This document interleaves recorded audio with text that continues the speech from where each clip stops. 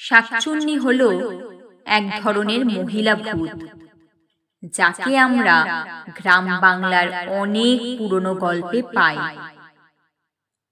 বিশ্বাস করা হয় শাকচুন্নি হল সেই সব মেয়েদের আত্মা যারা বিয়ের পর কষ্ট পেয়ে বা অকালে মারা গেছে। তারা অনেক সময় দুঃখ আর রাগ নিয়ে ভূত হয়ে ফিরে আসে। শাকচুন্নি নামটা এসেছে শাখা আর পলা থেকে। এই জিনিসগুলো একজন বিবাহিত নারীর চিহ্ন বলে ধরা হয়। তাই শাকচুন্নিকেও অনেক সময় শাখা পলা পরা অবস্থাতেই দেখা যায়। অনেক গল্পে বলা হয় শাকচুন্নি লাল শাড়ি পরে, তার চুল থাকে খোলা, চোখ হয় তার বড় বড়, আর পা উল্টো দিকে ঘোরানো হয়।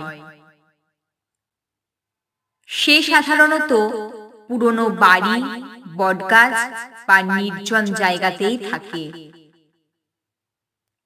লোকজন বলে শাকচুন্নি রাতে ঘোরে, আর যারা একা পথে চলে তাদের বিভ্রান্ত করে ভয় দেখায়।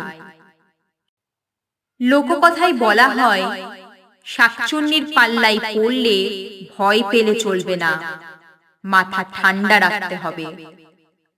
সঙ্গে যদি লাল সিঁদুর, কাঁচা হলুদ বা লোহার আংটি থাকে, তাহলে তা শাকচুন্নির কাছ থেকে তাকে বাঁচাতে পারে। অনেকেই আবার মনে করে ভগবানের নাম জপলে বা পবিত্র কিছু পড়লে ভূত কাছেও আসতে পারে না। তাই যদি রাতের আধারে একা পথে চলতে হয়, সাবধানে থেকো।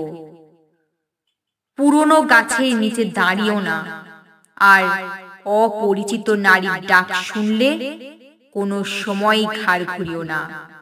শাকচুন্নি কিন্তু সেই সুযোগটাই খোঁজে।